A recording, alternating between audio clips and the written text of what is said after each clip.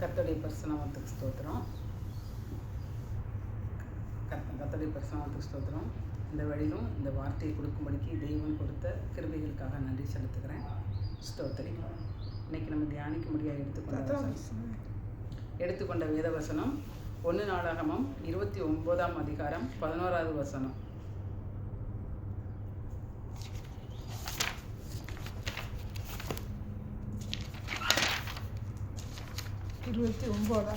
ஒன்று நாளாகமம் 29:11. ஐஸ்வர்யமும் கனமும் உம்மாலே வருகிறது. தேவரீர் எல்லாவற்றையும் ஆளுகிறவர். உம்முடைய கரத்திலே சத்துவமும் வல்லமையும் உண்டு. எவரையும் மேன்மைப்படுத்தவும் பலப்படுத்தவும் உம்முடைய கரத்தினால் ஆகும். லாஸ்ட் வரி, எவரையும் மேன்மைப்படுத்தவும் பலப்படுத்தவும் உம்முடைய கரத்தினால் ஆகும். ஆண்டவர் நம்ம அவருக்காக ஒரு காரியங்களை நம்ம செய்யணும், தேவனுக்காக செய்யணும் நம்ம நினைச்சாலே போதும்.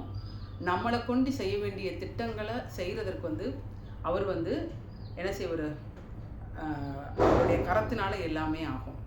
இதுக்கு நம்ம ஒரு பெண்ணை பற்றி நம்ம இதை தியானிக்க போகிறோம். அதில் தெபோராளை குறித்து பார்க்கலாம். அந்த அம்மா எப்படி மேன்மைப்படுத்தினார், பலப்படுத்தினார், அந்த ஜனங்களை விசாரிக்கும்படிக்கு கர்த்தர் எப்படி தெரிந்து கொண்டார் அப்படிங்கிறது. இதுக்கு ஆகும் அப்படிங்கிற வார்த்தையை நம்ம தியானிக்கணும்னு நினச்சா நிறைய காரியங்கள் இருக்குது. அதில் இன்றைக்கி இந்த ஆகும் அப்படின்னா அந்த தெபோராளை குறித்து இன்றைக்கி நம்ம என்ன செய்யலாம், நம்ம பார்க்கலாம். நியாயாதிபதிகள் 4ஆம் அதிகாரம் 1ஆம் வசனம். ஏகூத் மரணம் அடைந்த பின்பு இஸ்ரவேல் புத்திரர் திரும்ப கர்த்தரின் பார்வைக்கு பொல்லாப்பானதை செய்து வந்தார்கள். என்னது? ஏகூத் மரணம் அடைந்த பின்பு. யோசுவா காலங்கள் வரைக்கும் ஆண்டவருடைய வழிநடத்தல் இருந்துச்சு. தேவன் இஸ்ரவேலர் ஜனங்களை வழிநடத்தினாங்க. யோசுவாவுக்கு அப்புறம் அவர் மரித்ததுக்கு அப்புறம் அவர் என்னது இன்னொரு ஆளை என்ன செய்யலை, மோசே மாதிரி யாரையுமே என்ன செய்யலை, எழுப்பலை. அப்போ அவருக்கு அப்புறம் இந்த இஸ்ரவேல் ஜனங்கள் என்ன செஞ்சாங்க, சிதறுண்டு போயிட்டாங்க. அதுக்குள்ளே போய் அவர் கானானுக்குள்ளே இருக்கிற வரைக்கும் அவங்க ஒரு நல்ல வாழ்க்கை வாழ்ந்தாங்க. அதுக்கப்புறம் பார்த்தீங்கன்னா அவங்க என்ன சொன்னாங்க, சோரம் போனாங்கன்னு தான் நம்ம சொல்லணும். எல்லாமே திரும்ப அந்த பழைய பாவங்கள் எல்லாமே அவங்கள என்ன செஞ்சிச்சு, ஆட்கொண்டுச்சு. ஏன் ஆட்கொண்டுச்சு அப்படின்னு கேட்டிங்கன்னா, ஆண்டவர் அவங்க என்ன செய்யலை, தேடலை. அந்த பழைய பாவத்துக்கு, விக்கிரகத்துக்கு, வேசித்தனத்துக்கு எல்லாத்துக்கும் தன்னை விற்று போட்டதுனால அவங்க எப்படிப்பட்டாங்க, ஒரு இருளான வாழ்க்கைக்குள்ளே போனாங்க. அப்படி இருளான உள்ள வாழ்க்கையில் போனாலும் ஆண்டவர் அவங்க மேலே என்ன செஞ்சார், வாக்குத்தத்தம் பண்ணினதுனால அவங்கள மீட்டெடுக்கிறதுல தான் அவர் என்ன செஞ்சார், கரிசனையாக இருந்தார். அப்படி இருக்கிறப்ப இவங்க அந்த நியாயாதிபதிகளில் பார்க்குறப்ப முன்னாடி ஒரு 3 நியாயாதிபதிகள் வர்றாங்க. ஒத்னியேல் வர்றாங்க, சம்கார் வர்றாங்க, ஏகுத் வர்றாங்க. இது சம்காருக்கு அப்புறம் யார், ஒத்னியேல், அடுத்து சம்கார், ஏகுத். மூணு பேர் தான். அதாவது ஏகுத் மரணம் அடைந்ததுக்கு அப்புறம் இவங்க என்ன செய்கிறாங்கன்னா திரும்ப பாவம் செய்கிறாங்க. அவங்களுக்கு வரைக்குமே அவங்க என்ன செய்கிறாங்க, இந்த புஸ்தகத்தில் பார்க்குறப்ப திரும்பவும் தான் நிறைய வார்த்தைகள் வருது. ஏன்னா இவங்க என்ன பண்ணுறாங்கன்னா, தவறு பண்ணுறாங்க. அப்புறம் ஆண்டவர் ஒரு ரட்சகரை எழுப்புறாரு, அவங்கள அழுகை செய்கிறாரு. திரும்ப என்ன பண்ணுறாங்கன்னு கேட்டிங்கன்னா, ஆண்டவர் அவங்க மேலே இறக்க வச்சு ஒரு ஆளை எழுப்பி அவங்கள முறியடிக்கிறதுக்கு இப்படி கொண்டு இப்போ இந்த 3 பேரையுமே என்ன செஞ்சுருக்காங்க, கொண்டு வராங்க. அப்போ இப்படி மரணம் அடைஞ்சதுக்கப்புறம் திரும்பவும் அவங்க என்ன செய்கிறாங்க, திரும்பவும் கர்த்தரின் பார்வைக்கு பொல்லாப்பானதை செய்து வந்தார்கள். அடுத்து 2வது வசனத்தை வாசிங்க. ஆகையால் கர்த்தர் அவர்களை ஆத்சோரில் ஆளுகிற யாபீன் என்னும் கானானியருடைய ராஜாவின் கையில் விற்று போட்டார். அவனுடைய சேனாதிபதிக்கு சிசரா என்று பேர். அவன் புறஜாதியுடைய பட்டணமாகிய அரோஷத்திலே குடியிருந்தான். அப்ப யாரை எழுப்புறாரு, யாபீன் என்னும் கானானியருடைய ராஜாவோட கையில இந்த ஜனங்களை என்ன செஞ்சுட்டாரு, விட்டு போட்டாரு. அவருடைய சேனாதிபதி யாருன்னு கேட்டீங்கன்னா சிசேரா. அப்ப இவன் இவங்க இப்படிப்பட்ட ஒரு ஆட்களை எழுதி கொடுத்துருக்குறாங்க. இப்படி இருக்கிற காலத்துல தான் அதுல 4:4 படிங்க. நியாயாதிபதிகள் 4:4 படிங்க. அக்காலத்திலே லபிதோத்தின் மனைவியாகிய தெபோராள் என்னும் தீர்க்கதரிசியானவள் இஸ்ரவேலை நியாயம் விசாரித்தாள். அப்பொழுது லபிதோத் அப்படிங்கிற ஒருத்தருடைய மனைவி பேர் தான் தெபோராள். அவ என்ன செய்யறா, இஸ்ரவேல் ஜனங்களுக்கு தீர்க்கதரிசியா இருக்கிறார். அதாவது மனைவியை தெபோராள் தீர்க்கதரிசியானவள் இஸ்ரவேலை நியாயம் விசாரிக்கிறான். தீர்க்கதரிசினா நம்ம ஆபிரகாம்ல இருந்து பார்க்குறோம். ஆபிரகாம் வந்து அபிமெலேக்கு மனைவியை வந்து ஆபிரகாம் மனைவியை வந்து கூட்டிகிட்டு போயிடுறான். கூட்டிகிட்டு போனவுடனே அவன் என்ன சொல்கிறான், அபிமெலேக்கிட்ட என்ன சொல்கிறாரு, ஆண்டவர் என்ன சொல்கிறாரு, நீ அவன் ஒரு தீர்க்கதரிசி அப்படின்னு சொல்கிறாரு. அப்போ தீர்க்கதரிசிங்கிறது ஆபிரகாம் காலத்துலேருந்து என்ன செய்யுது வந்துட்டு இருக்கு. அப்போ ஆண்டவர் சொல்கிற வார்த்தையை கேட்டு நாமளும் அதை மாற்றி மற்றவங்களுக்கும் அந்த வார்த்தையை, கர்த்தருடைய வார்த்தையை சொல்லி கர்த்தருக்கு நேராக நடத்தக்கூடியது தான் தீர்க்க தரிசனம் நம்மளுக்கு தெரியுது. அப்படி இருக்கிறப்ப இவங்க தீர்க்கதரிசியாகவும் இருக்கா அதே சமயத்தில் இந்த இஸ்ரவேல் ஜனங்களை நியாயம் விசாரிக்கிறவங்களா இருக்காங்க. அதுக்கு முன்னாடி நம்ம என்ன படித்தோம், அவங்க வந்து எப்படிப்பட்டாங்க, பொல்லாப்பானதை செஞ்சாங்க. அவங்களுடைய இஷ்டத்துக்கு ராஜா இல்லாமல் இருக்கிறப்ப நியாயாதிபதிகளை கொண்டு நடத்தின காலத்தில் என்ன செஞ்சுருக்கிறாங்க, இவங்க பொல்லாப்பா துன்மார்க்கமா தேவனுக்கு பிரியமில்லாத வாழ்க்கையை என்ன செஞ்சாங்க, இவங்க வாழ்ந்துட்டு இருந்தாங்க. வாழ்ந்து தேவனை விட்டு என்ன செஞ்சுட்டாங்க, தூரம் போயிட்டாங்க. இதோட இந்த 3 பேரும் வந்து ஏகுத்து வரைக்கும் வந்து நியாயாதிபதிகளை எழுப்பி அப்போ வரைக்கும் என்ன செய்கிறாங்க, மாறி மாறி மாறி தவறு பண்ண திரும்ப எந்திரிக்க இப்படி தான் என்ன செஞ்சுட்டு இருக்கு, வந்துட்டு இருக்கு. அப்போ இப்படிப்பட்ட நேரத்தில் தான் இவங்க இந்த இந்த அடிமையாக போயிட்டாங்க. அப்போ இந்த கொஞ்ச காலம் கூட என்ன செய்யல, ஆண்டவருக்காக அவங்க வாழலை. எப்படின்னா அவங்களுக்கு வந்து எவ்வளவோ அற்புதங்களை செஞ்சுருக்காங்க. மோசே காலத்திலேருந்து வந்து என்ன செய்கிறாங்க, அவங்க வந்து அற்புதத்தை மட்டும்தான் பார்த்துட்டு வர்றாங்க. அவங்களுக்கு வந்து செய்யாத ஒரு காரியமே என்ன செய்யலை. அப்படி நடத்திட்டு வந்து பாலும் தேனும் ஒரு தேசத்தில் வந்து என்ன செய்கிறாரு, யோசுவா மூலமாக வந்து பிரித்து கொடுக்குறாங்க. அப்படி அற்புதம் செஞ்சும் போயிட்டும் கூட அவங்க என்னதான் செய்யலை, அந்த மேன்மையை அவங்க என்ன பண்ணலை, கவனிக்காமல் அந்த மேன்மையை அவங்க சுதந்திரிக்காமல் அடிமைக்கு என்ன செஞ்சுருக்கிறாங்க, தன்னையை வந்து ஒப்பு கொடுத்துட்றாங்க. அடிமைக்கு ஒப்பு கொடுத்து போயிட்டு எப்போ என்ன செய்கிறாங்க, பாவ இச்சைக்குள்ளே விழுந்து விக்கிர வழிபாடுக்கு போய் தேவனை விட்டு என்ன செஞ்சிடறாங்க, பின்வாங்கி போயிடுறாங்க. இப்போ இதை நம்ம படிக்கிறோம். ஆனால் இதில் நம்ம எப்படி இருக்கிறோம் அப்படின்னு நம்ம இதை வச்சு நம்ம தியானிச்சோன்னு கேட்டிங்கன்னா, நிறையா நம்ம கர்த்தருக்குள்ளே வருவோம். வந்த உடனே ஆண்டவரை பற்றி நம்ம தெரிஞ்சுக்கிடுவோம், ஆண்டவரை பற்றி அறிஞ்சிக்கிடுவோம், ஆண்டவர் நம்ம செய்கிற அற்புதத்தை பார்த்து அநேகருக்கு சாட்சி சொல்லுவோம். ஆனால் அதை நம்ம எவ்வளவு காலங்கள் வந்து அதை நம்ம வாழ்க்கைக்குள்ளே பிரயோஜனப்படுத்துகிறோம் அப்படிங்கிறது வந்து என்ன சொல்லாது, விரல் விட்டு எண்ணக்கூடிய நிலைமையில இன்னைக்கு உள்ள கிறிஸ்தவ நிலைமை வந்து இருக்கு. எல்லாமே நன்மை அனுபவிப்பாங்க, ஆண்டவர் செய்ய முடிய எனக்கு இப்படி நடந்துச்சு அப்படி நடந்துச்சுன்னு சொல்லுவாங்க.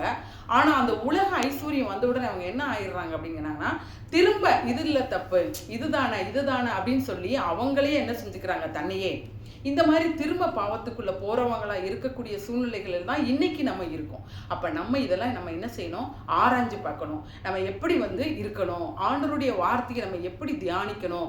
ஒரு தீர்க்கதரிசி தான் நம்மளுக்கு சொல்லி கேட்கணுங்கிற காலம் இல்லை. இன்றைக்கி ஆண்டவர்கிட்ட நம்மளே என்ன செய்யலாம், நேராக கேட்கக்கூடிய காலங்களாக இருக்குது. அப்போ நம்ம என்ன பண்ணணும், ஆண்டவர்கிட்ட ஒவ்வொரு நாளும் அனுதினமும் நம்மளுடைய வார்த்தைகள் நம்மளுடைய செயல்களை வந்து நம்ம ஆண்டவர்கிட்ட ஒப்பு கொடுத்து ஜெபம் பண்ணி என்ன செய்யணும், அது மாதிரி மாறி நம்ம என்ன செய்யணும், கடந்து வர்றதுக்கு வந்து பழகணுங்கிறத நம்ம இதிலிருந்து நம்ம வந்து கற்றுக்கொள்ளுகிறோம். அப்போ ஆசீர்வாதம் இப்படி படிப்படியாக குறைஞ்சி போகுது. அப்போ இப்படி இருக்கிற இஸ்ரவேல் ஜனங்களுடைய சூழ்நிலையில் யாரை எழுப்பினாருன்னு பார்த்தோம், யாபீன் ராஜாவை வந்து எழுப்புறாங்க. அவங்க வந்து என்ன செய்கிறாங்க, 20 வருஷமாக வந்து இந்த ஜனங்களை வந்து கொடுமைப்படுத்தி அடிமைப்படுத்தி என்ன செய்கிறாங்க, நடத்துகிறாங்க. அந்த நியாயாதிபதிகள் 4:3 வாசிங்க. இஸ்ரவேல் புத்திரரை 20 வருஷம் கொடுமையாய் ஒடுக்கினான். அவனுக்கு 900 இருப்பு ரதங்கள் இருந்தது. அவன் இஸ்ரவேல் புத்திரரை 20 வருஷம் கொடுமையாய் ஒடுக்கினான். இஸ்ரவேல் புத்திரர் கர்த்தரை நோக்கி முறையிட்டார்கள். அப்போ இவங்களுடைய எல்லா காரியத்தையுமே நம்மளுக்கு கர்த்தர் வந்து நம்மளுக்கு செஞ்சாலும் இவங்க வந்து பாவம் பண்ணினதுனால இந்த யாபீன் ராஜாவை எழுப்பினாரு. அவருடைய சேனாதிபதியை சிசேராவை கொண்டு வந்தாரு. அவங்களுக்கு எவ்வளவு ரதங்கள் இருந்துச்சா, 900 இருப்பு ரதங்கள்லாம் அது இப்போ நம்மளுக்கு வந்து ஒரு ஃப்ளைட்டை பார்த்தாலே நம்மளுக்கு எவ்வளவு காசு வருது. ஆனால் அன்னைக்கு 900 இருப்பு ரதம் வச்சுருக்காங்கன்னா அவங்க எவ்வளவு வந்து அது வேல்யூவேஷன் அப்படிங்கிறது வந்து நம்ம வந்து என்ன முடியாது, சொல்ல முடியாது. அந்த அளவுக்கு வந்து அவங்க வந்து வச்சிருக்கிறாங்க. ஆனால் இஸ்ரவேலர்கள் ஏன் அவங்க கிட்ட போய் செய்ய முடியலன்னா, இவங்க கிட்ட என்ன இல்லை, ஆயுதம் எதுவுமே இல்லை. அவங்க கிட்ட என்ன இருக்கு, அந்த ஆயுதத்தை பார்த்து என்ன செஞ்சிருக்கிறாங்க, பயந்து போயிடுறாங்க. பயந்து போய் என்ன பண்றாங்க, அவங்க அந்த பூமியில வந்து அவங்களுக்கு எங்க அடிமையா இருக்காங்க. ஆண்டவர் இந்த பூமியில அவங்களுக்கு சுதந்திரித்து கொள்ளணும் கொடுத்த தேசத்துல அவங்க அடிமையா இருக்காங்க. இது வந்து எப்படின்னா, அவங்களுக்குள்ள தேசத்துல என்ன செய்யறாங்க, அடிமையா இருக்காங்க.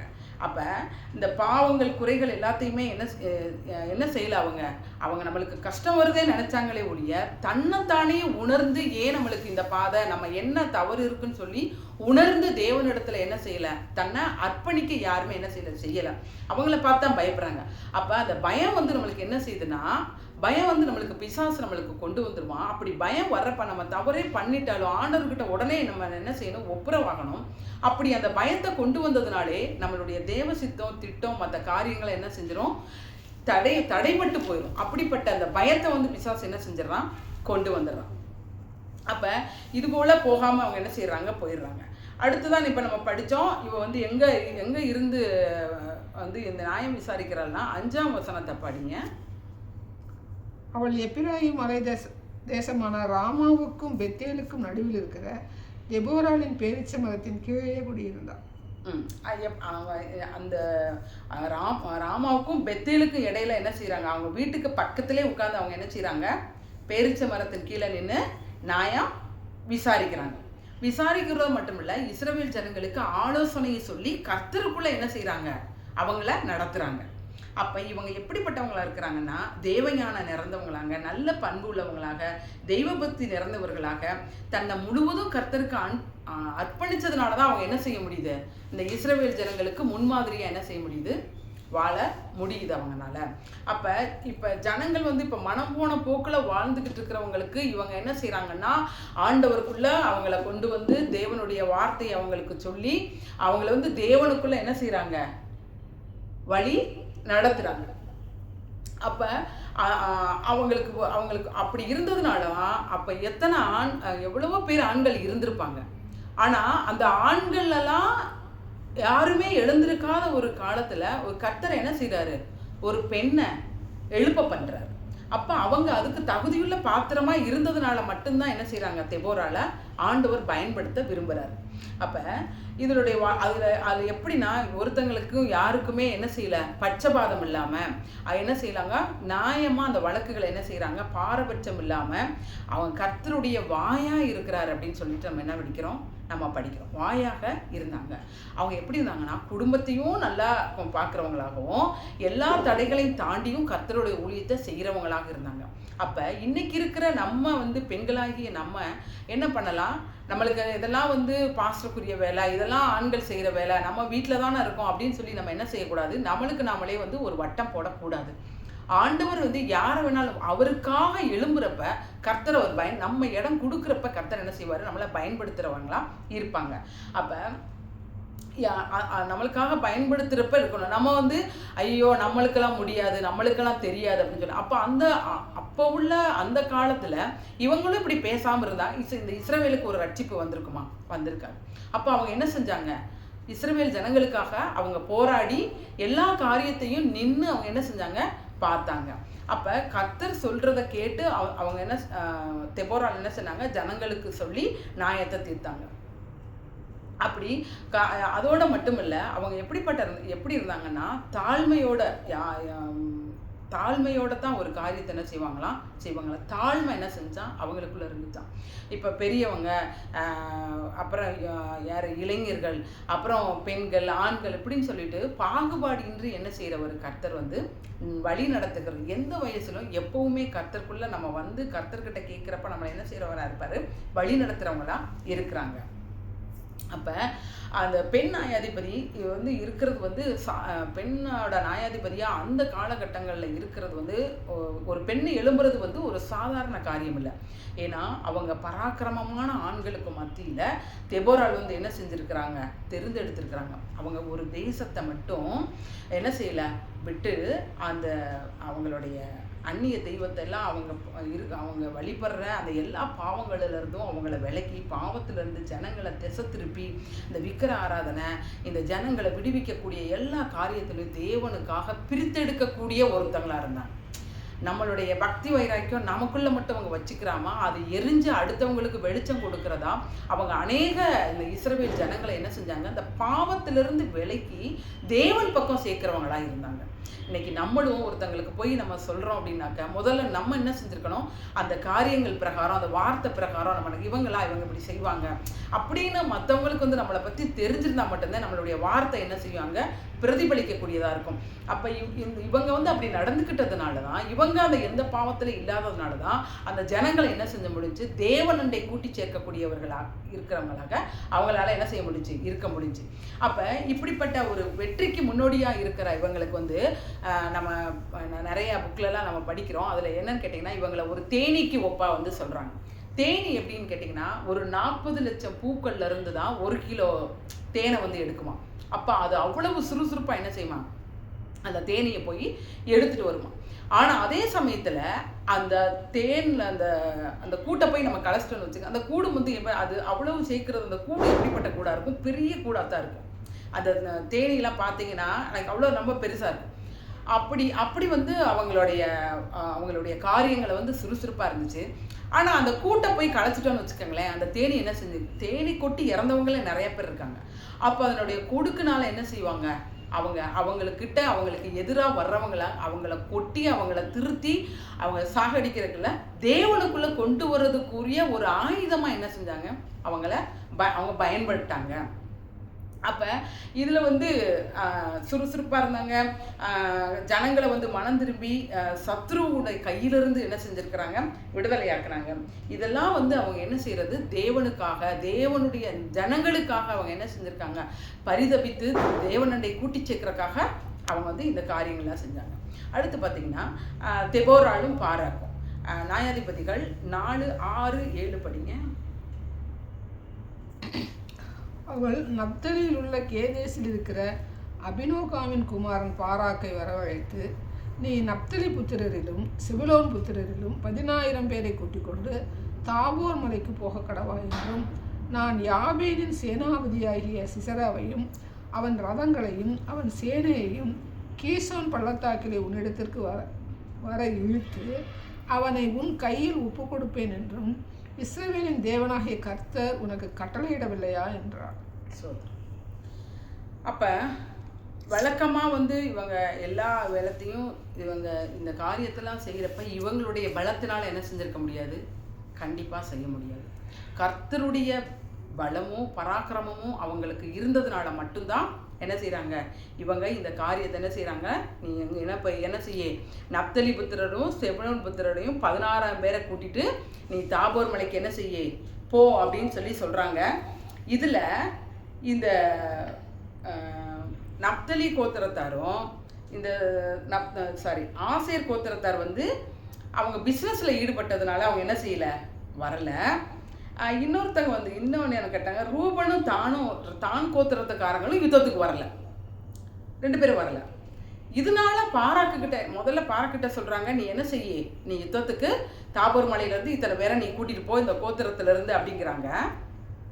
ஆனால் அவர் ஏன் வந்து போகிறதுக்கு பயப்படுறாரு, அவர் ஏன் கட்டளையிடவில்லையான்னு அவங்க சொல்கிறாங்க. ஏன் இவர் செய்யாமல் இருக்காரு அப்படின்னு கேட்டிங்கன்னா, நம்ம மட்டும் போகிறதா, அவங்கக்கிட்ட அவ்வளோ ஆயுதம் இருக்கே, நம்ம மட்டும் எப்படி போகிறது, நம்மக்கிட்ட இருக்கிற கோத்திரத்தாளுகளே என்ன செய்யலை, இந்த நப்தலி கோத்திரம், ரூபன் கோத்திரம், தான் கோத்திரம், ஆசேர் கோத்திரம் 3 கோத்திரத்தோடு யுத்தத்திற்கு வரலை. அப்போ நம்ம எப்படி போய் ஜெயிக்கிறதுன்னு அவருடைய சுயத்தை என்ன செஞ்சார், பாராக் வந்து என்ன செஞ்சால், சுயத்தை வந்து விரும்பினதுனால, சுயத்தின்படி நடந்ததுனால என்ன ஆச்சு, அவர் போகிறதுக்கு பயப்பட்டதுனால என்ன செய்யலை, போக முடியலை. இப்போ நம்மளும் நம்மளுடைய இப்போ ஒரு சபை விசுவாசியோ அல்லது ஒரு குடும்பமோ மற்றதில் இருக்குன்னா, சபையில் மூத்த விசுவாசிகள்லாம் இருப்பாங்க. ஆனால் ரட்சிக்கப்பட்டு வந்து அப்போ தான் சபைக்கு வந்திருப்பாங்க. அவங்க வந்து ஒரு காரியத்தை எடுத்து செய்கிறப்ப, ஐயோ அவங்களாம் மூத்தவங்க, அவங்களாம் செய்யாமல் நம்ம போய் செய்கிறதா, அவங்களுக்கு தெரியாதா நம்ம தான் அப்படின்னு சொல்லி நம்ம என்ன செய்யக்கூடாது, நினைக்கக்கூடாது. கர்த்தர் நமக்கு சொன்னாருன்னா நம்ம அக்கம் பக்கத்தில் இருக்கிறவங்க யாரையுமே என்ன செய்யக்கூடாது, பார்க்க கூடாது. கர்த்தர் நம்மளுக்கு சொல்கிற வார்த்தையை நமக்கு செய்யணும். ஆனால் இதையே இவங்க வந்து பாராக்குக்கிட்ட வந்து அதுக்கு அடுத்த வசனம் பாருங்க. அதற்கு பாராக், நீ என்னோட கூட வந்தால் போவேன், என்னோடைய கூட வராவிட்டால் நான் போக மாட்டேன் என்றான்.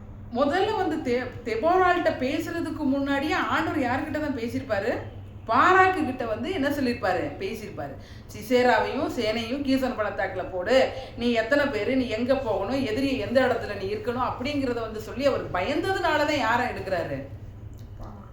தெபோராவை எடுக்கிறார்.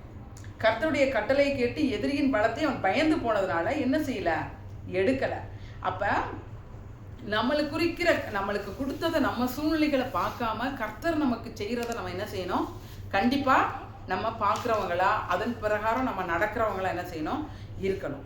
அப்போ அவங்க வந்து சொல்கிறாங்க, நீ வந்து வா, நீ என் கூட நீ வந்து நீ 16 பேரை நீ கூப்பிட்டு போன்னு சொல்கிற. நானா என்ன செய்ய முடியாது? போகலை. அப்போ ஒரு ஆண் வந்து யாரை கூப்பிடுறாங்க? ஒரு பெண்ணை கூப்பிடுறாங்க. அப்போ இதில் ஆண் பெண் அப்படிங்கிறத காட்டிலும் தேவன் வந்து என்ன செய்கிறாரு? எல்லாருக்கும் ஒரே பலனை கொடுத்து வச்சிருக்கிறாரு. அப்போ கர்த்தருக்குள்ளே யாருக்கா அவங்க தான் பலவான். கர்த்தருக்குள்ளே நம்ம வந்து இல்லை அப்படின்னாக்க எப்படிப்பட்ட மனுஷனும் அவங்க எப்படிப்பட்டாங்க? பலவீனமான மனுஷனாக வந்து என்ன செய்வாங்க? ஆயிடுவாங்க. தேவனுடைய வார்த்தையை கேட்டு நடக்கிறவங்களுக்கு கர்த்தருடைய பலன் என்ன செய்யப்படும்? அருள் செய்யப்படும். அப்போ இவங்க வந்து இந்த தேவ ஆவியினால் இவங்க என்ன செஞ்சாங்க? எல்லாம் செஞ்சாங்க. அழைப்பு வந்ததும் இவங்க என்ன செஞ்சிட்டாங்க? போயிட்டாங்க. அப்போ அந்த 5:7 பார்த்தீங்கன்னா அவங்க என்ன செய்கிறாங்கன்னா, தெபோராளாகிய நான் எழும்புமளவும் இஸ்ரவேலிலே நான் தாயாக எழும்புமளவும் கிராமங்கள் பாழாய் போயின. இஸ்ரவேலின் கிராமங்கள் பாழாய் போயின. அவங்க என்ன செய்கிறாங்க? நான் இந்த கிராமங்களுக்காக அப்போவுமே என்ன செய்கிற பெரிய பெரிய பட்டணங்களால் மட்டும் இல்லை, கிராமத்தில் இருக்கிறவங்களுக்கு கூட நம்மளுக்கு என்ன செய்கிறாங்க? கிராமத்தில் இருக்கிற ஜனங்களுக்கு கூட அவங்க என்ன செய்கிறாங்க? இரக்கம் பாராட்டுறவங்களா? தேவனுக்குள்ளக்கம். இன்றைக்கி நம்ம என்ன பண்ணணும்னா, பெரிய சபை கட்டி பெரிய இடத்துல நம்ம இருந்து நம்ம சுவிசேஷம் சொல்கிறத காட்டும், கிராமங்களுக்குள்ளே போய் அங்கே இருக்கிற ஜனங்களுக்கு தெரியாதவங்களுக்கு அவங்க மேலே நம்ம இறக்கப்பட்டு தேவனுடைய அன்பை சொல்லி தேவனுக்காக நம்ம என்ன செய்யணும்? நம்ம இரக்கம் உள்ளவர்களா தேவனிடத்தில் கிட்டி சேர்க்கிறவர்களாக நம்ம என்ன செய்யணும்? பயன்படணும். நம்ம வந்து பயன்படணும். அப்போ இந்த அம்மா இவங்க வந்து என்ன செஞ்சுருக்காங்க? கிராமங்கள் அழிஞ்சு போகிறத குறித்து அவங்க அந்த கிராமங்களும் பட்டணங்களும் தெரியாமல் இருந்தவங்களுக்கு இவங்க தெரிய வைக்கிறதுக்கும் அவங்கள ஆசீர்வாதமாக மாற்றுறதுக்கும் கர்த்தர் வந்து இவங்களை கருவியாக பயன்படுத்தினார். இவங்களும் என்ன செஞ்சாங்க? தேவனுக்காக பயன்படுகிறவர்களாக இருந்தாங்க.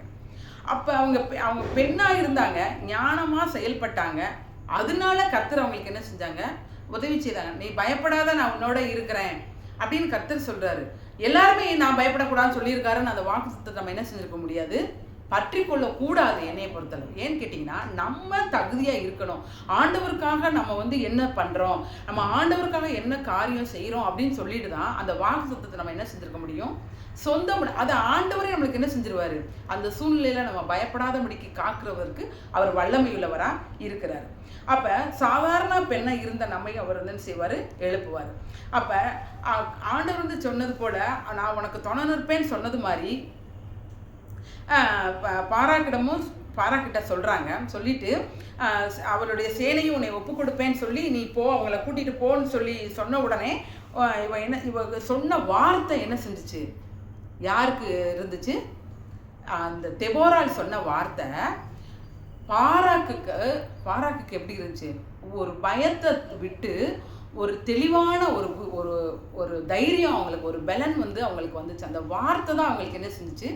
அவருக்குள்ள கிரியை செஞ்சு அவர் என்ன செஞ்சுறாரு? கிளம்பி போறாரு. அப்ப எப்படி நம்ம தேவனுக்குள்ள இருந்தாலும் கர்த்தருடைய வார்த்தை நம்மளை என்ன செய்யும்? தேற்றுகிறதா, நம்ம சூழ்நிலைக்கு தக்கன ஆற்றுகிறதா, நம்மளை வழி நடத்துகிறதா, நம்மளை காக்குறதா, நம்ம வியாதியிலிருந்து வெளிப்படுறதா இருக்கக்கூடியது என்னதுன்னா கர்த்தருடைய வார்த்தை. அது எப்படி வருது? அந்த வார்த்தை நம்மளுக்கு எப்படி வந்தாலும் அது கர்த்தருடைய வார்த்தை நமக்கு உள்ள வரும் பொழுது நம்ம எப்படிப்பட்டவங்களா இருப்போம்? தேவனுக்கு கீழ்ப்படுகிறவர்களா, தேவனுடைய வார்த்தையை செயல்படுத்துகிறவர்களாக நம்ம என்ன செய்ய முடியும்? மாற முடியும். அப்படிப்பட்ட அந்த கர்த்தருடைய வார்த்தை நமக்கு வந்து கிடைக்கிற வரைக்கும் தான். கிடைச்சிச்சுனா தான் நம்ம எப்படி பண்ண முடியும்? அந்த காரியத்தில் நம்ம வந்து செயல்பட முடியும். அப்போ கூட்டிக் கொண்டு போனவுடனே இவருக்கு தெளிவாக கூறினவுடனே கர்த்தர் கட்டளையிட்டவுடனே எதிரி மனத்து நடத்தி இருந்தாலும் கடைசியில் என்ன செஞ்சுட்டாங்க? மீட்கும் பொறுப்பை வந்து அவருக்கு கொடுத்துட்டு சிசேராவை எதிர்த்து போரிடும்படிக்கு என்ன செய்கிறாங்க? போகிறாங்க. அப்போ யார் போகிறாங்கன்னு கேட்டிங்கன்னா, நப்தலி புத்திரரும் செப்லோன் புத்திரரும் 16 பேரை கூட்டிகிட்டு போட்டு தாபோர் மலைக்கு போகிறாங்க. இவருக்கு பயந்தவர் பராக்கிரமசாலியாக என்ன செஞ்சுட்டார்? பலவானா மாறிட்டார். அப்போ இவங்க அந்த தீர்க்கதரிசி போருக்கு புறப்படுறதுக்கு முன்னாடி அதுக்கடுத்த வசனம் பாருங்க, 4:8-9 வசங்க. அதற்கு பாராக், நீ என்னோட கூட வந்தால் போவேன், என்னோட கூட வராவிட்டால் நான் போக மாட்டேன் என்றான். அதற்கு அவள், நான் உன்னோட கூட நிச்சயமாய் வருவேன், ஆனாலும் நீ போகிற பிரயாணத்தில் உண்டாகிற மேன்மை உனக்கு கிடையாது. கர்த்தர் சிசராவை ஒரு ஸ்திரீயின் கையில் ஒப்பு கொடுப்பார் என்று சொல்லி தெபோராள் எழும்பி பாராக்கோட கூட கேதேசுக்கு போனான். ஸ்தோத்திரம். அவ நல்ல திறமசாலியானவங்க, ஆண்டவருக்குள்ளே இருக்கிறவங்க, அவங்க போருக்கு போனாலும் போயிருக்கலாம். ஆனால் அவங்களுக்கு என்ன செய்யலை, மேன்மை அடையணும், நம்ம இந்த காரியத்தில் நமக்கு தான் மேன்மை கிடைக்கணும், அவங்க என்ன செய்யலை, நினைக்கல. பதவி ஆசை இல்லாதவங்களாக யுத்தத்தை தாங்கி அதாவது தலைமை தாங்கி நடத்த விருப்பம் இல்லாதவராக இருந்ததுனால அவங்க என்ன செஞ்சாங்க, ஒரு ஆண்மகனுக்கு தலைமை தாங்க முன் வராமல் தயங்கினதுனால இவங்க இந்த வார்த்தையை கேட்டு தெபோராளோட யுத்தத்துக்கு என்ன செய்கிறாங்க, கூப்பிடுறாரு பாராக்கு. தெபோரால் என்ன செய்கிறாங்க, கூட போயிடுறாங்க. அப்போ போனவுடனே தலைமை பொறுப்பை ஏற்று வழி நடத்தும்படி கேட்டான். அவள் என்ன சொல்லிட்டா, தெபோரால் பராக்கிரமசாலி தான், தைரியசாலி தான், ஆனால் ஒரு ராஜாவையும் அவங்கிட்ட இருந்து ஒரு பயங்கரமான படத்தளபதியை நினைத்து பயங்கப்படாமல் பாராக்கோட என்ன செய்கிறாங்க, இந்த அம்மா யுத்தத்திற்கு போகிறாங்க, எதுக்குமே பயப்படலை.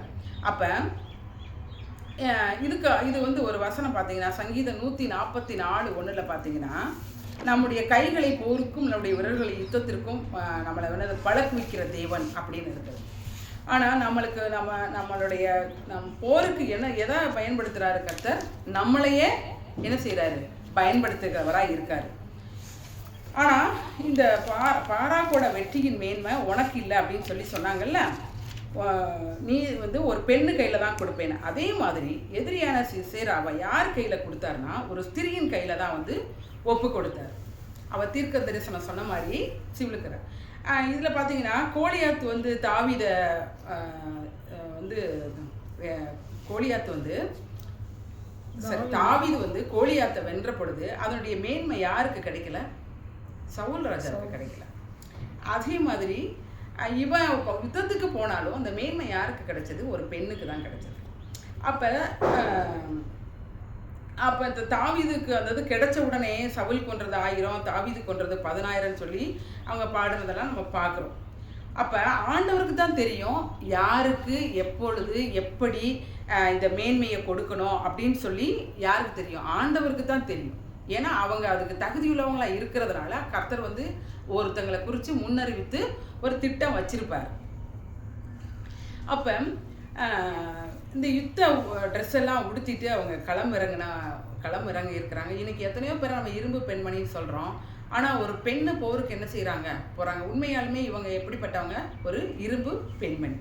அப்போ இந்த போரோட வெற்றி எனக்கு கிடைக்க போடலன்னு தெரிந்தும் பாராக் தெபோராள் யுத்தத்திற்கு புறப்பட்ட போது என்ன செய்யல, அவனுக்கு என்னது நம்பிக்கை இல்லை, அவனுக்கு இந்த இல்லை கருப்பு போச்சு.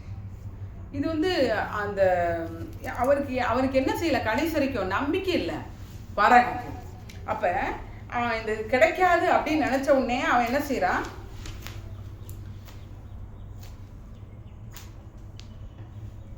கூட தான் போனான். அப்போ எபிரேயர் 11:32 பாருங்க.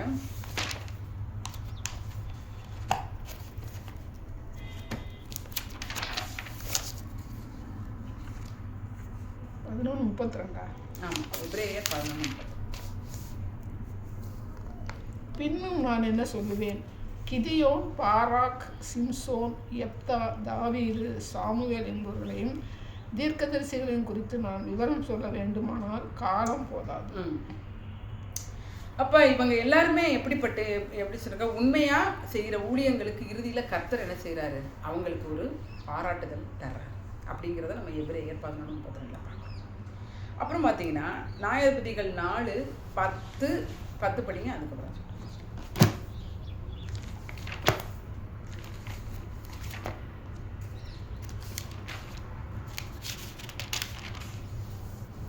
'அப்பொழுது பாராக் செபுலோன் மனுஷரையும் நப்தலி மனுஷரையும் கேதேசுக்கு வரவழைத்து தன்னை பின் செல்லும் 10,000 பேரோட போனான். தெபோராலும் அவனோட கூட போனான்.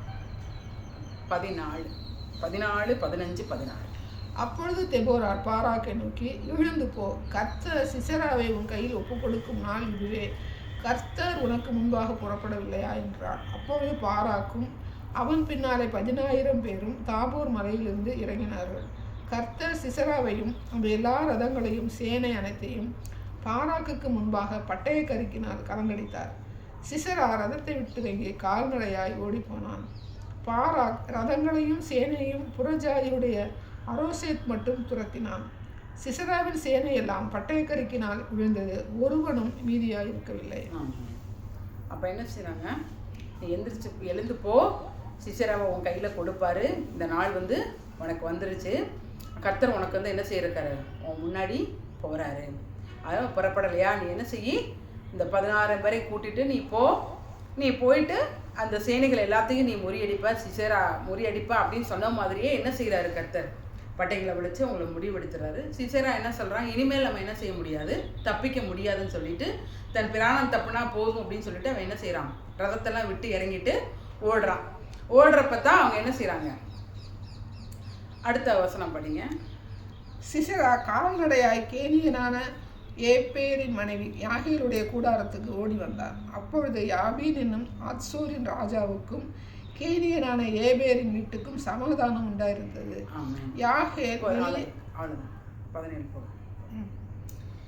அப்ப இவங்க போன அந்த அவங்க வச்சிருந்த இரும்பு, அதாவது ரதங்கள், அவங்க கிட்ட இருக்கிற பலனெல்லாம் என்ன ஆயிடுச்சு, ஒன்றும் இல்லாமல் போயிடுச்சு.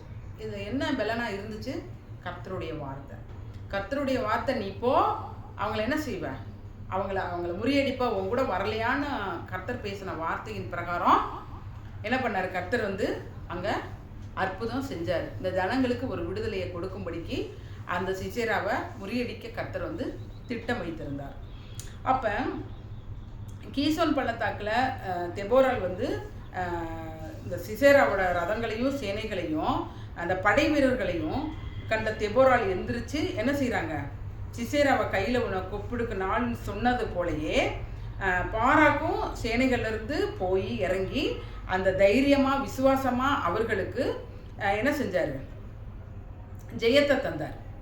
ஆனால் அவருடைய எல்லாமே அவங்க கணக்கு எல்லாமே என்ன ஆயிடுச்சு, வீணாயிருச்சு. அப்போ அந்த தெபோரால் என்ற தலைவி வலிமையான திட்டத்தை போட்டதுனால தேவனிடத்தில் சமூகத்தில் அவங்க வந்து காத்திருந்து கர்த்தருடைய வார்த்தையை பெற்றுக்கொண்டதுனால தான் அவங்க என்ன செய்ய முடிஞ்சு.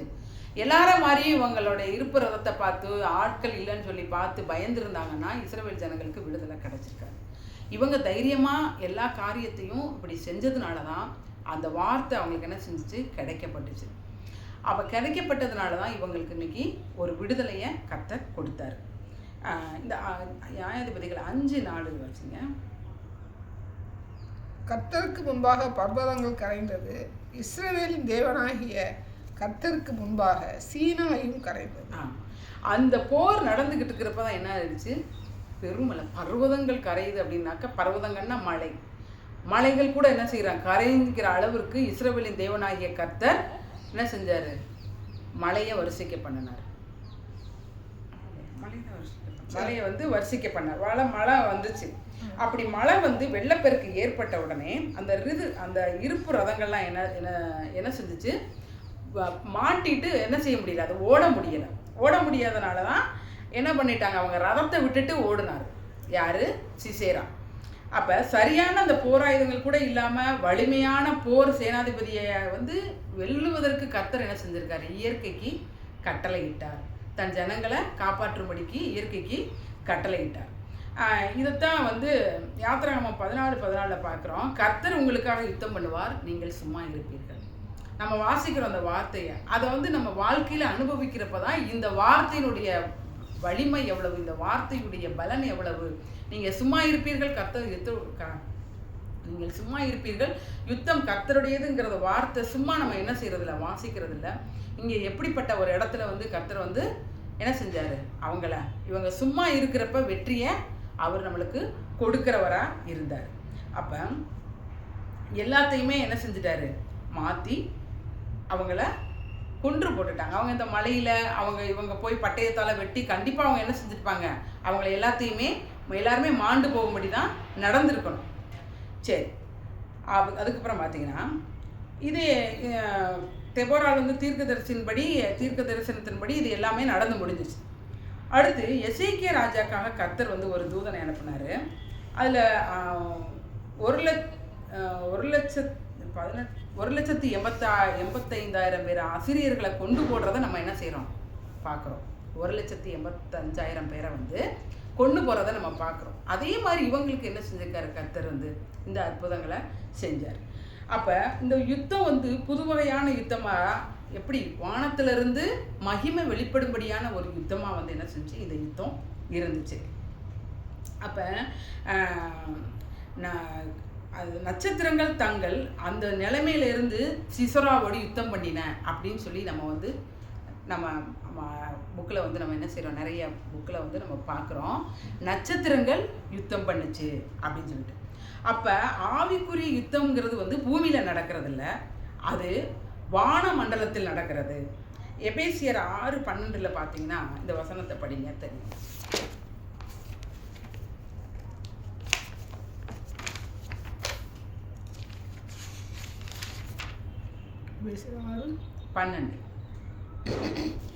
ஏனெனில் மாம்சத்தோடும் இரத்தத்தோடும் அல்ல, துரைத்தனங்களோடும் அதிகாரங்களோடும் இப்பிரபஞ்சத்தின் அந்தகார லோகாதிபதிகளோடும் வான மண்டலங்களில் உள்ள பொல்லாத ஆவிகளில் சேனைகளோடும் நமக்கு போராட்டம் உண்டு.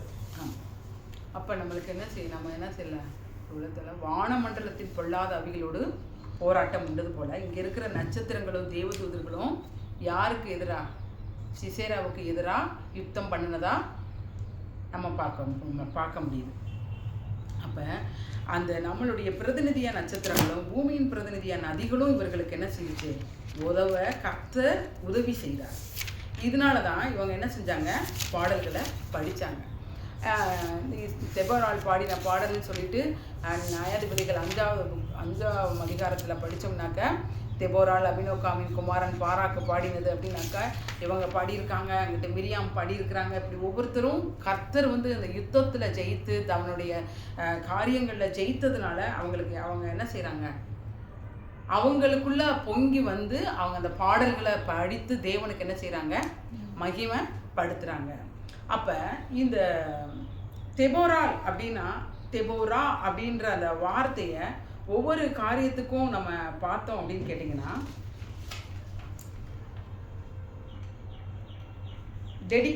டெடிகேட்னா எல்லாவற்றையும், தெபோரா DEBORAH, தெபோரா அப்படிங்கிற அந்த இங்கிலீஷ் அந்த வார்த்தைக்கு ஒவ்வொரு எழுத்துக்கும் நம்ம பார்த்தீங்கன்னா, டீனா டெடிகேட்டட், எல்லாவற்றையும் ஆண்டவருக்கு அவள் அர்ப்பணித்தவள்.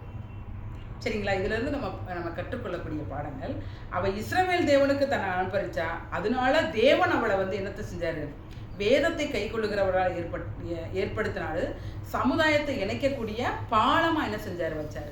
இதனால இஸ்ரவேல் ஜனங்களுக்காக முன்னணியில் இருந்து எல்லா வார்த்தையும் கேட்டு ஜனங்களுக்கு எடுத்து சொன்னாள். அவள் எப்படிப்பட்டவளாக இருந்தா, எல்லாவற்றையும் ஆண்டவருக்கு அர்ப்பணிக்கிறவளா இருந்தா.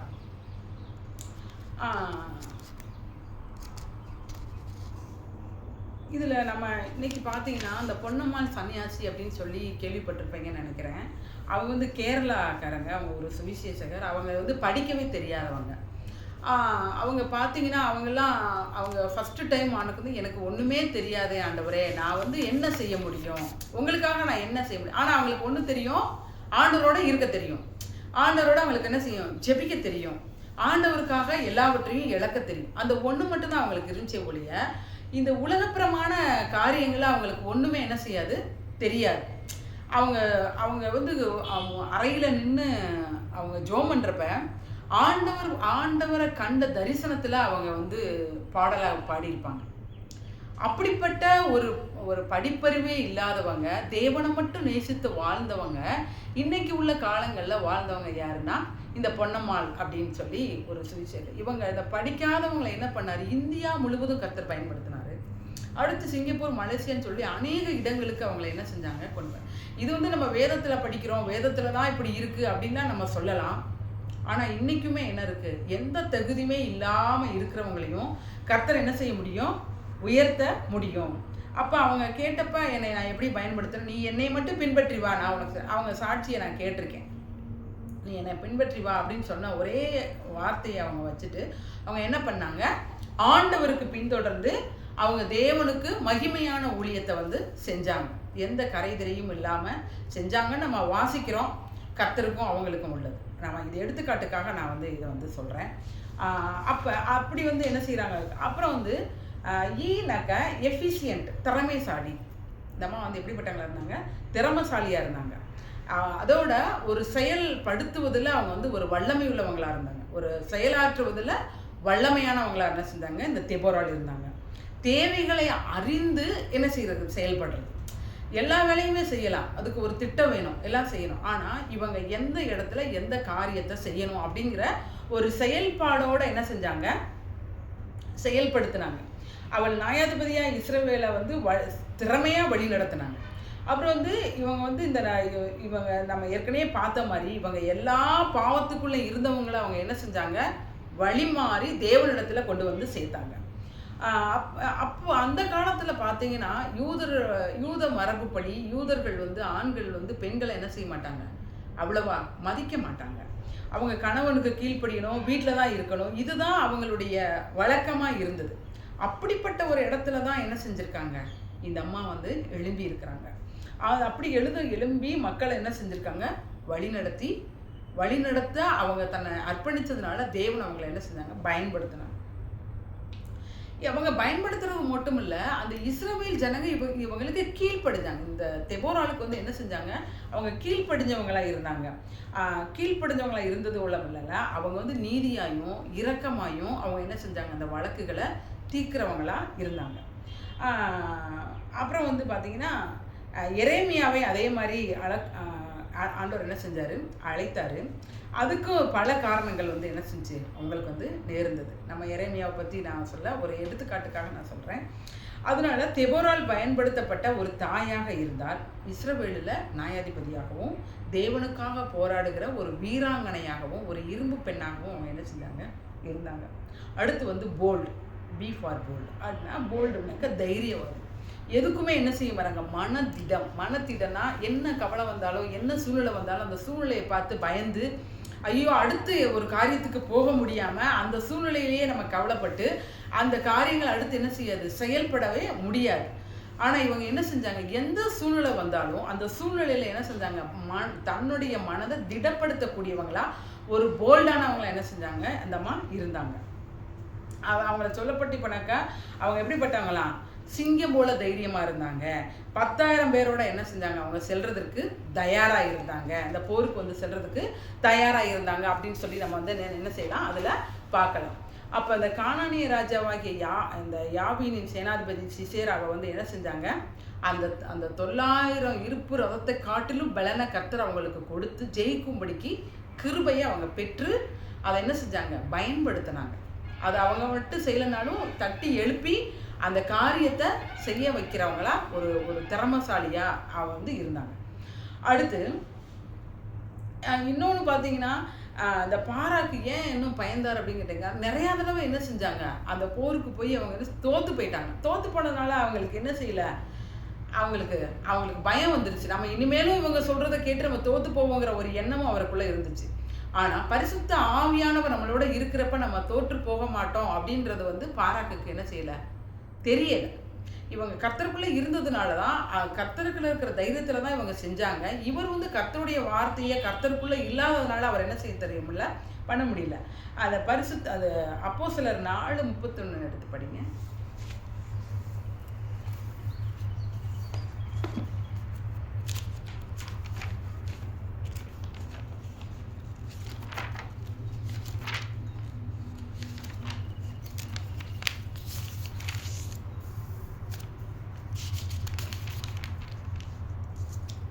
அவர்கள் ஜெபம் பண்ணின போது அவர்கள் கூடியிருந்த இடம் அசைந்தது.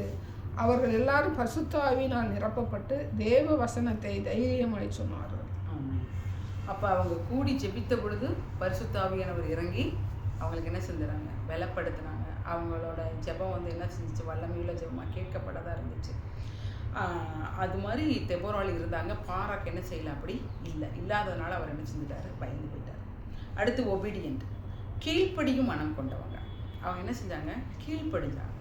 யாருக்கிட்டையுமே அவங்க என்ன செய்யலை, நியாயம் விசாரிக்கிறப்ப பாரபட்சம் வந்து பார்க்கல. எல்லாருக்கும் என்ன செஞ்சாங்க, தேவனுக்கு கீழ்ப்படுகிறவங்களா இருந்தாங்க. அப்புறம் என்ன செஞ்சாங்க, தங்கிட்ட வர்ற ஜனங்களுடைய வார்த்தைகளுக்கு அவங்க நிதானமாக கேட்டு அவங்களுக்கு கீழ்ப்படிஞ்சு அந்த வார்த்தைகளுக்கு தக்க பதில் சொல்லக்கூடிய ஒரு கீழ்ப்படுதல் உள்ளவங்களா என்ன செஞ்சாங்க, இருந்தாங்க. மக்களுக்காக அவங்க என்ன செஞ்சாங்கன்னா, ஒரு தெபோராள் வந்து தேவனுடைய மக்களுக்காக செல்ல தயங்கலை, போருக்கு செல்ல தயங்கலை. ஜனங்களுக்காக என்ன செய்யல, அவங்க தயங்காமல் போனாங்க. தேவனுடைய கட்டளைகளை அவ கீழ்ப்படிஞ்சா, ஜனங்களுக்காக செயல்பட்டா, எல்லா சூழ்நிலைகளுக்கும் நம்மளுமே தேவனுக்கு கீழ்ப்படுகிறது எப்படி அவசியமாக இருக்கு. இது அவசியமாக இருக்கணும். எந்த ஒரு சூழ்நிலையும் தேவனுடைய வார்த்தைக்கும் நம்மளும் என்ன செய்யணும், கீழ்ப்படுகிறவங்களா இருக்கணும் அப்படிங்கிறத நம்ம இதில் கற்றுக்கலாம். அடுத்து வந்து ரேடியன்ட், ஒளி வீசுவது, பிரகாசமானவள். இந்த 4:14 வசனம் மட்டும் வாசிங்க. நியாயாதிபதிகள் 4:14.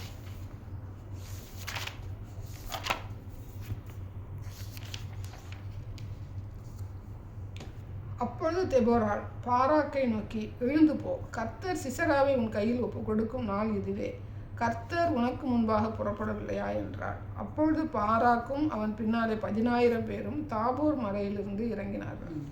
அவங்க எப்படிப்பட்டவங்க இருந்தாங்க, ஒரு ஜொலிக்கிற, அதாவது ஆண்டவருடைய ஒரு ஜொலிப்பு. எப்படி ஆண்டவர் சொல்லிட்டாரு, நீ என்ன செய்ய, எந்திரிச்சு போ அப்படின்னு சொல்லி ஒரு ஒளி, ஒரு ஜொலிப்பு, ஒரு மகிமை அவங்களுக்குள்ள என்ன செஞ்சிச்சு, தேவனுடைய மகிமை அவங்களுக்குள்ள வெளிப்பட்டுச்சு. அதுக்கப்புறம் தான் அவங்க என்ன செஞ்சாங்க, போனாங்க. அப்போ அவள் சொல்கிறதுல ஒரு அதிகாரம் இருந்துச்சு. நீ எந்திரிச்சு போ அப்படின்னு சாதாரணமாக பேசுகிறதுக்கும் கர்த்தர் உன் கூட இல்லையா அப்படின்னு கேட்குறப்பையும் ஒரு வித்தியாசம் இருக்குது. அப்போ அந்த ஒரு என்ன சொல்கிறது, கர்த்தர் கொடுக்குற பலன் இல்லாமல் நம்ம வந்து கடிஞ்சு யார்கிட்ட என்ன சொல்ல முடியாது. அப்போ அவங்க ஒரு அதிகாரத்தோடு அவங்களுக்கு சொல்லதுக்கு அப்புறம் தான் அந்த பாராக்குக்கு என்ன செஞ்சது, அந்த படையை நடத்த முடிஞ்சு. வேறு வழி இல்லை, அவர் போய் ஆகணும் அப்படிங்கிற ஒரு ஒளி அவங்களுக்குள்ள என்ன செஞ்சிச்சு, இருந்துச்சு. இந்த மாதிரி ஒரு ஒளி அப்போஸ்தலர் 6ஆம் அதிகாரம் 3-8.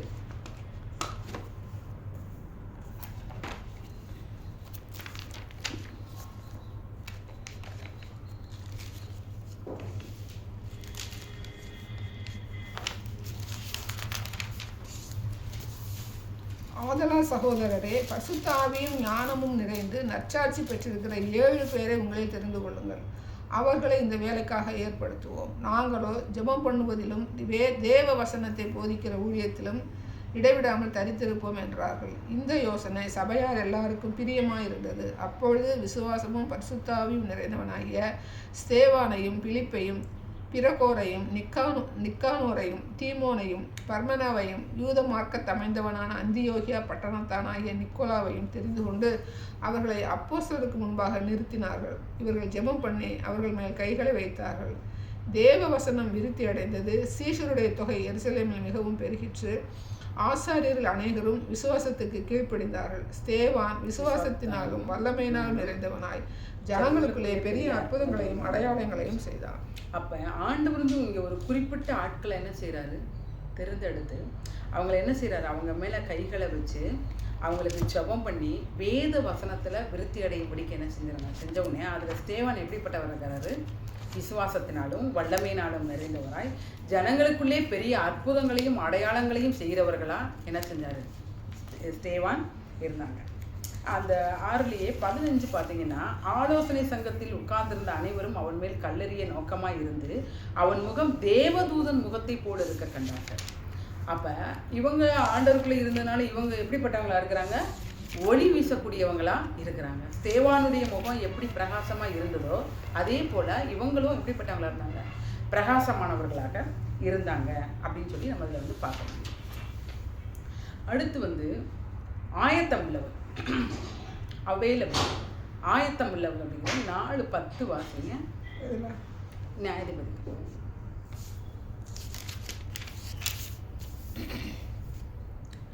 அப்பொழுது பாராக் செபுலோன் மனுஷரையும் நப்தலி மனுஷரையும் கேதேசுக்கு வரவழைத்து தன்னை பின் செல்லும் 10,000 பேரோட போனான். தெபோராலும் அவனோட கூட போனாள். அந்த போருக்கு ஆயத்தப்படுத்தினாங்க. அவங்களும் என்ன செஞ்சாங்க? போருக்கு போகிறதுக்கு ஆயத்தமாக என்ன செஞ்சாங்க? ஆனாங்க. அப்படி எந்த ஒரு காரியத்துலேயும் நம்மளை என்ன செய்யணும்னா, எந்த ஒரு விஷயத்துலையும் முதல்ல ஆயத்தப்படணும். எந்த காரியம் செஞ்சாலும் நம்ம ஜெபம் பண்ணுறக்கே ஒரு நேரத்தை திட்டமிடுறோம். அடுத்த நாள் நம்ம என்ன செய்ய போகிறோம்னா, முதல் நாளே நம்மளுக்கு என்ன பண்ணணும், எப்போ இந்த காரியத்தை செய்யணும், எதை எப்போ செய்யணும் அப்படின்னு ஒரு ஆயத்தம் பண்ணிட்டோம்னாலே நம்மளுக்கு என்ன செய்யாது, பாதி வேலையில் நம்ம அந்த டைமை நம்ம என்ன செய்ய முடியாது, கீப்பப் பண்ணிக்கலாம். இந்த நேரத்தில் இதை தான் செய்யணும், இதை தான் இப்படி செய்யணும், சாதாரணமாக நம்மளுக்கு சொல்கிறோம். அப்படி ஒரு ஆயத்தமாக இருக்கும். இவங்க ஒரு போருக்கே ஆயத்தமாக இருந்தாங்க. அப்போ அவங்க எப்படிப்பட்டவங்களா இருந்தாங்க? ஆயத்தம் உள்ளவங்களாக இருந்தாங்க. அடுத்து ஹோப்ஃபுல் அப்படின்னாக்க நம்பிக்கை உள்ளவன். 7வது வசனம். நான் யாபீனின் சேனாபதியாகிய சிசராவையும் அவன் ரதங்களையும் அவன் சேனையையும் கீசோன் பள்ளத்தாக்கிலே உன்னிடத்திற்கு வரவிழித்து அவனை உன் கையில் ஒப்பு கொடுப்பேன் என்றும் இஸ்ரவேலின் தேவனாகிய கர்த்தர் உனக்கு கட்டளையிடவில்லையா என்றார். அவங்க என்ன செஞ்சுருக்காங்க? இதில் நம்மளுக்கு வெற்றியை கொடுப்பாருன்ற நம்பிக்கை அவங்களுக்குள்ளே இருந்ததுனால தான் அவங்க என்ன செய்கிறாங்க, உனக்கு தேவன் கட்டளையிடலையா, நீ எழுந்து புறப்படு அப்படின்னு சொல்கிறாங்க. அப்போ இவங்களுக்குள்ளே இருக்கிற இந்த காரியங்கள் எல்லாம் தேவனுடைய பிள்ளைகளாக இருக்கிற நம்ம தேவனுக்காக என்ன செய்யணும், எழும்புகிறவங்களாக, நம்ம ஒரு ஒரு தீர்க்கதரிசி அல்லது ஒரு நல்ல ஜெபிக்கிறவங்க என்னென்னா, தனக்காக ஜெபிக்காமல் மற்றவர்களுக்காக ஜெபித்து அவங்க விடுதலைக்காக கண்ணீரோட பாரத்தோடு நம்ம என்ன செய்யணும், ஜெபிக்கிறவங்களா மாறுறப்ப நம்ம தேசத்துலேயும் ஒரு எழுப்புதலை நம்ம பார்க்க முடியும். நம்மளுடைய இன்னைக்கு எல்லாமே அப்படி நடக்குது இப்படி நடக்குது அப்படின்னு சொல்கிறத காட்டிலும் ஒரு ஒருத்தருடைய ஜெபம், தெபோராளுடைய ஜெபம் இஸ்ரவேல் ஜனங்களுக்கு எப்படி விடுதலையை பெற்றுக் கொடுத்துச்சோ அதே மாதிரி நம்மளுடைய ஜெபமும் என்ன செய்யும், ஆண்டவர்கிட்ட நம்ம போராடுகிற ஜெபம் கண்டிப்பாக என்ன செய்யும், ஜனங்களுக்கு மத்தியில் ஒரு எழுப்புதலை கொண்டு வர முடியும். அப்போ இதுக்கப்புறம் பார்த்தீங்கன்னா 40 வருஷம் என்ன செய்யுது, தேசம் அமைதலாக இருக்குது. தேசம் அமைதலாக இருந்தவுடனே அவங்க தெபோராளுக்குள்ளே இருந்த வரங்கள் வல்லமைகள் எல்லாமே தைரியம் கொடுத்ததுனால அந்த ஜனங்கள்லாம் அந்த அடிமைத்தனத்திலேருந்து விடுமை வாங்கி இருந்தாங்க. அவங்க என்ன செஞ்சாங்க, ஒரு தாய் மாதிரி எல்லாரையுமே நல்வழிப்படுத்தி ஒரு தாயாக இருந்து தவறுகளாக திருத்தி தேவ பயமுள்ள ஜனங்களாக மாற்றினாங்க. இப்படி பல பெண்களும் என்ன செஞ்சுருக்கிறாங்க, வேதத்தில் ஊழியமாக பண்ணியிருக்கிறாங்க. மத்தேயு 27:55 வாசிங்க.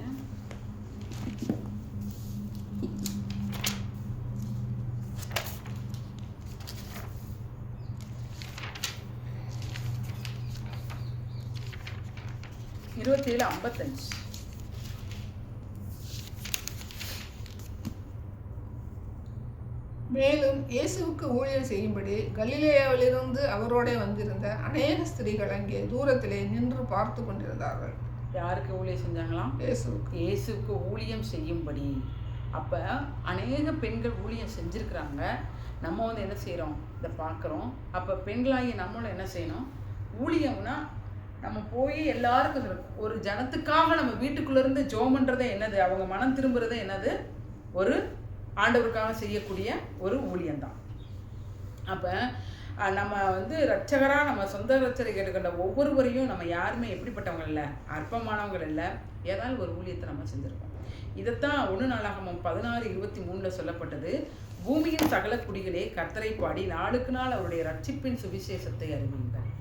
அவரை பாடி கீர்த்தனம் பண்ணி என்ன செஞ்சுங்க, ரட்சிப்பின் சுவிசேஷத்தை ஒவ்வொரு நாளும் நீங்கள் என்ன செய்யுங்க, அறிவிங்க அப்படின்னு சொல்லப்பட்டிருக்கு.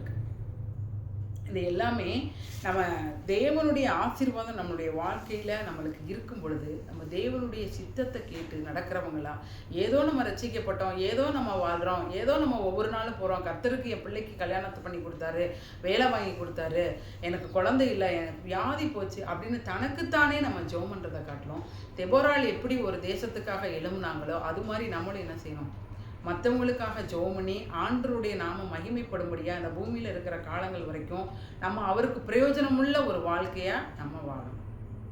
கர்த்தர் கொடுத்த வார்த்தை.